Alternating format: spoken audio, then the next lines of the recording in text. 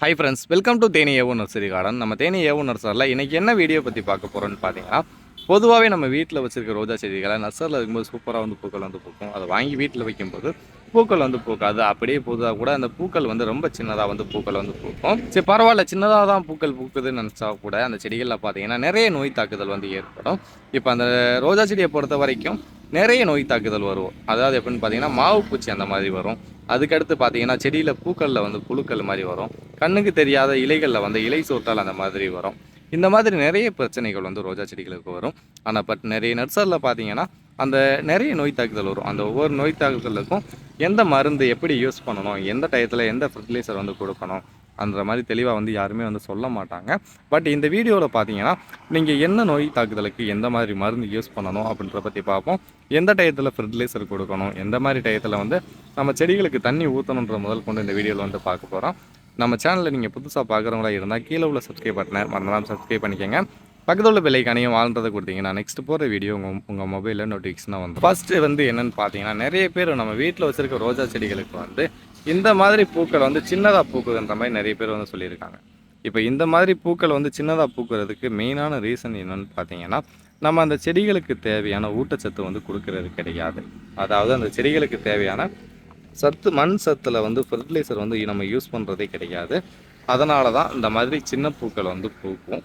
மெயினாக பார்த்தீங்கன்னா, இந்த மாதிரி பெருசாக பூக்கள் வந்து பூக்கணும்னு நீங்கள் நினைக்கிறீங்கப்பா, 15 நாளைக்கு ஒரு தடவை பார்த்தீங்கன்னா வெர்மி கம்போஸ்ட் அந்த மாதிரி மண் கலவையில் வந்து மேலாப்பில் போட்டு தண்ணி ஊற்றி விடலாம். அப்படி இல்லைன்னா நல்லா மக்கி போயிருக்க ஆட்டு எருவு நம்ம தாராளமாக செடிகளுக்கு வந்து பயன்படுத்தலாம். அதுக்கடுத்து பார்த்தீங்கன்னா டிஏபி ஃபெர்டிலைசர் நிறைய இடத்துல கிடைக்கும், ஃபெர்டிலைசர் சப்ளை கிடைக்கும்.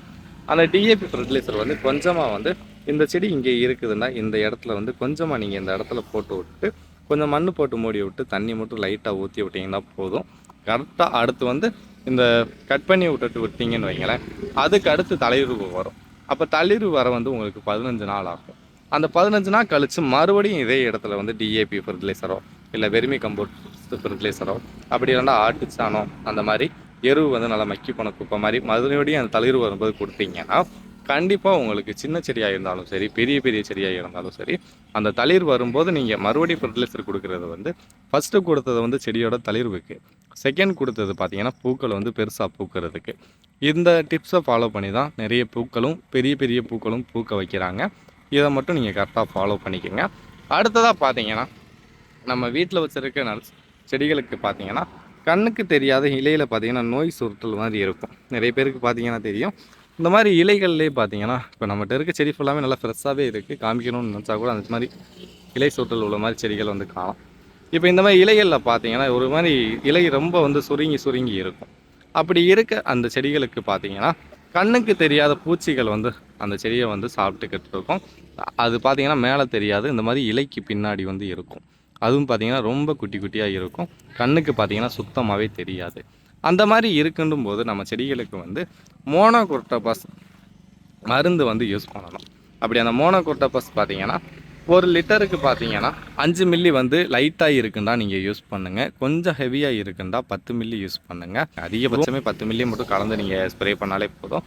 ஏன்னா இந்த மாதிரி காஞ்ச காம்புகள் இருக்கும், நோய் தாக்குதல் இருக்க மாதிரி இடத்த ஃபுல்லாமே கட் பண்ணி விட்டுட்டு அந்த செடிகளுக்கு நீங்கள் ஸ்ப்ரே பண்ணி விட்டுட்டிங்கன்னா போதும். அடுத்த 15 நாளில் பார்த்தீங்கன்னா உங்களுக்கு செடி வந்து இந்த மாதிரி ஃப்ரெஷ்ஷாக வந்து தளிர்வு வந்து தலைய ஆரம்பிக்கும். இந்த மெத்தட் தான் இது. தலைய ஆரம்பித்ததுக்கு அடுத்து பார்த்தீங்கன்னா உங்களுக்கு இந்த மாதிரி பூக்கள் வந்து பூக்க ஒரு 10 நாள் எடுக்கும். அப்படி 10 நாள் கழித்து இந்த மாதிரி பூக்கள் வரும். அப்போ என்ன செய்யணும்னு பார்த்தீங்கன்னா மறுபடியும் ஒரு ஃபெர்டிலைசர், அடுத்து பார்த்தீங்கன்னா அந்த மாதிரி நான் சொல்ல மருந்து வந்து மோனோகுரோட்டோபாஸ் மருந்தை வந்து செடிகள் ஃபுல்லாமே நல்லா ஸ்ப்ரே பண்ணி விடுங்க. அடுத்து பார்த்தீங்கன்னா உங்கள் செடி வந்து நல்லாவே நோய் தாக்குதல் இல்லாமல் ஃப்ரெஷ்ஷாக மாறிக்கிறோம். அதுக்கடுத்து பார்த்தீங்கன்னா ஒரு 1 மந்த்துக்கு நோய் பிரச்சனையே உங்கள் செடிகளுக்கு வந்து வராது. அப்படி வர மாதிரி தெரிஞ்சால் நீங்கள் மறுபடியும் அதே மாதிரி கண்டினியூ பண்ணிக்கோங்க. அதுக்கடுத்து பார்த்தீங்கன்னா செடிகளுக்கு பார்த்தீங்கன்னா நோய் தாக்குதல் வந்து மாவு பூச்சி நோய் தாக்குதல் வந்து நிறைய பேருக்கு வந்து வரும். சின்ன சின்ன கண்ணுக்கு தெரியாத பூச்சிகள் தான் நம்ம செடிகள் ஃபுல்லாமே சாப்பிடும். அப்படி அந்த சின்ன சின்ன மாவு பூச்சி பார்த்திங்கன்னா எங்கே இருக்குன்னு பார்த்தீங்கன்னா நம்ம செடியோட இலைகளில் வந்து அதிகமாக இருக்காது. அது பார்த்திங்கன்னா மாவு பூச்சியை பொறுத்த வரைக்கும் இந்த மாதிரி தண்டு பகுதியில் தான் நிறைய வந்து ஒட்டி இருக்கும். அப்படி கையில் தொட்டு பார்த்தீங்கன்னா விசுவிசுப்பாக இருக்கும். அந்த மாவு பூச்சி வந்து வெறும் மாவு மாதிரி தான் இருக்கும், ஆனால் அது ஃபுல்லாமே பூச்சி தான். அப்போ அந்த மாவு பூச்சி இருக்குன்ற பட்சத்துக்கு நம்ம செடிகளுக்கு வந்து எப்படி யூஸ் பண்ணணும்னு பார்த்தீங்கன்னா, இப்போ நம்ம லொக்கேஷனில் பார்த்தீங்கன்னா இந்த மாதிரி மாவு பூச்சிக்குன்னே தனியாக ஸ்பெஷலாக வந்து மருந்து வந்து இருக்குது. அதாவது எப்படின்னு பார்த்தீங்கன்னா, இந்த மாதிரி குட்டி குட்டி பூச்சிகள் ப்ளஸ் மாவு பூச்சி மட்டும்தான் இந்த மருந்துக்கு வந்து சாகும். அதாவது பூச்சிகள் மட்டும்தான் சாகும், புழுக்கள் வந்து சாகாது. அதனால் அந்த மாதிரி பூச்சிகள் இருக்கின்ற பிரச்சனைக்கு பார்த்தீங்கன்னா இந்த மாதிரி மருந்து பார்த்தீங்கன்னா ஃபெர்டிலைசர் ஷாப்பில் வந்து வச்சுருப்பாங்க. நம்ம லொக்கேஷனில் பார்த்தீங்கன்னா இது வந்து கிடைக்கிது. பட் உங்கள் லொக்கேஷனில் என்ன மருந்து கிடைக்கிதுன்னு தெரில. ஒவ்வொரு ஏரியாவில் ஒவ்வொரு மருந்து கிடைக்கும். அதனால் இந்த மாதிரி ஒவ்வொரு பிரச்சனைக்கும் ஒவ்வொரு மருந்து நீங்கள் வாங்கி யூஸ் பண்ணணும். அதனால் இந்த மாதிரி மாவு பூச்சி படம் போட்டிருக்கும், நீங்கள் பார்த்தீங்கனாலே தெரியும். இந்த மாதிரி குட்டி குட்டி பூச்சிகள் இருக்கும். இது பார்த்தீங்கன்னா அந்த எல்லோ கலர் மாவு பூச்சி, அடுத்து அந்த ஒயிட் கலரில் இருக்குது, க்ரீன் கலரில் இருக்குது. இந்த மாதிரி பூச்சிகள் ஃபுல்லாமே செத்துரும். அதனால் இந்த பவுட்ரு பார்த்தீங்கன்னா வெறும் 20 கிராம் உள்ள பவுட்ரு தான். இந்த மாதிரி பவுட்ரு பார்த்தீங்கன்னா நம்ம ஒரு 40லேருந்து 45 லிட்டர் வரைக்கும் தண்ணியில் கலந்து இதை 20 கிராம் வந்து ஸ்ப்ரே பண்ணிக்கலாம். ஒரு 2 லிட்டர் தண்ணிக்கு பார்த்தீங்கன்னா நீங்கள் தாராளமாக 1 கிராம் வந்து யூஸ் பண்ணி செடிகளுக்கு வந்து ஸ்ப்ரே பண்ணலாம். இது வந்து நல்லா அந்த தண்டு ஃபுல்லாமே நினைகிற மாதிரி தண்ணியில் நல்லா கலந்துட்டு நீங்கள் டைரெக்டாக செடியோட தண்டு, அடுத்து இலைகள், இந்த மாதிரி செடி ஃபுல்லாக எல்லா இடமுமே நினைகிற மாதிரி ஸ்ப்ரே பண்ணி விடுங்க. ஒரு அரை மணி நேரம் இல்லைன்னா ஒரு மணி நேரம் கழித்து பார்த்தீங்கன்னா அந்த மாவு பூச்சி எல்லாமே அந்த நீங்கள் தொட்டியில் தரையில் நடவு பண்ணிங்கன்னா அது கீழே ஃபுல்லாமே அந்த மாவு பூச்சிகள் எல்லாமே தனித்தனியாக வந்து கொட்டி செத்து கிடக்கும். இந்த மாதிரி மாவு பூச்சி இருக்குண்டா அதுக்கு ஒரு மருந்தும், ப்ளஸ் பார்த்தீங்கன்னா புழுக்கள் இருக்குன்றதுக்கு மோனோகோர்டாபாஸும், செடிகள் தளிர்வு வளர்ன்றதுக்கும் மோனோகோர்டாபாஸ் மருந்தையும் யூஸ் பண்ணலாம். செடியோட குரோத்துக்கு பார்த்தீங்கன்னா ஃபெர்டிலைசரும் கம்பல்சரி யூஸ் பண்ணியே ஆகணும். அப்படி யூஸ் பண்ணால் மட்டும்தான் உங்களுக்கு செடியோட குரோத் வந்து நல்லாயிருக்கும். ஏன்னா நம்ம பார்த்தீங்கன்னா இந்த மாதிரி சின்ன பாட்டில் தான் வச்சுருக்கோம். இந்த மாதிரி பாட்டில் இருக்குன்ற போது இதில் உள்ள சத்துக்கள் எல்லாத்தையுமே பார்த்தீங்கன்னா மேக்ஸிமம் பார்த்தீங்கன்னா இந்த மாதிரி பூக்கள் வந்து பூக்கிறதுக்கு ஒரு 3 தடவை வந்து நல்லா வந்து பூக்கள் வந்து பூக்கிற அளவுக்கு அந்த மண்ணில் சத்து இருக்கும். அதை ஃபுல்லாக எடுத்துக்கிறோம். திருப்பி பார்த்தீங்கன்னா அந்த மண்ணில் சத்து இருக்காது. அதனால் திருப்பி நம்ம உரம் மட்டும் கொடுத்துக்கிட்டே இருக்கணும். அதை மட்டும் கரெக்டாக ஃபாலோ பண்ணிக்கோங்க.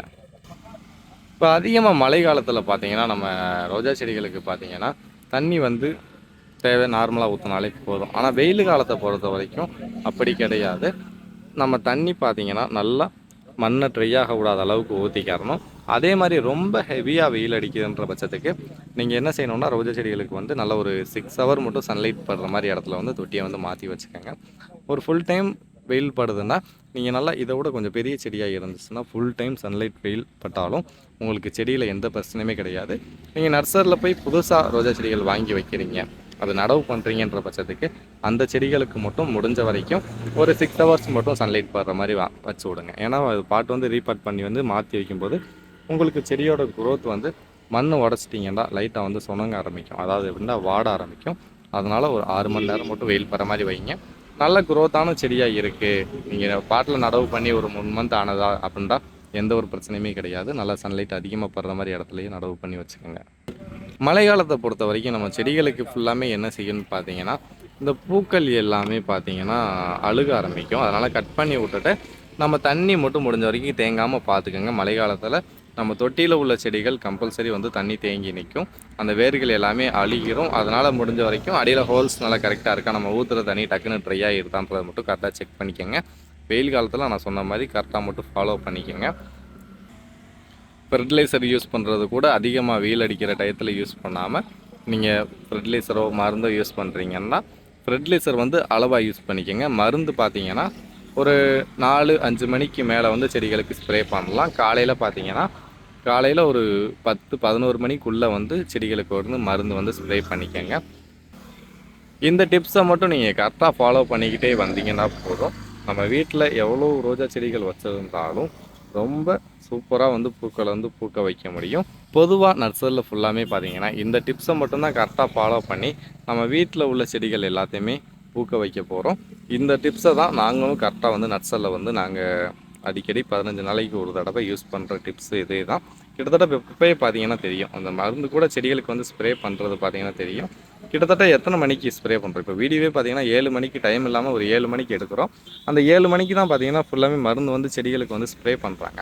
ஏன்னா இப்போ பார்த்தீங்கன்னா சம்மர் டைம், அதிகமான வெயில் டைம்.